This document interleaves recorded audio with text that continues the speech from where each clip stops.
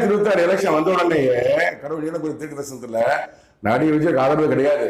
நடிகனா இருந்து அரசியலுக்கு வந்த கத்துக்கிட்டு அவர் போய் நிறைய பேசிருக்காங்க, போட்டிருக்காங்க. எல்லாம் பாருங்க நீங்க.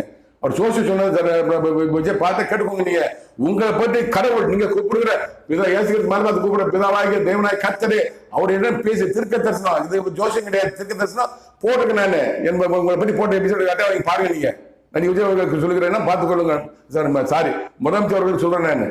கடவுள் உங்களை பற்றி கூறியதை போட்டுக்க நான். எல்லாமே அவங்க பெருமையாலும் சொல்ல குறைகள் குறை சொல்லியிருந்தார் கடவுள். அதான் உண்மை. சோசியல் சொல்லுங்க போன சொல்லுவாங்க, நீங்க ஒன்று சொன்னா போலீஸ் பேசிட்டு இருப்பாங்க. நான் உங்களை பற்றி கடவுள் உங்களுக்கு விதமா கத்து நீட்டு இருக்கிறா, அதான் போட்டுக்க நான்.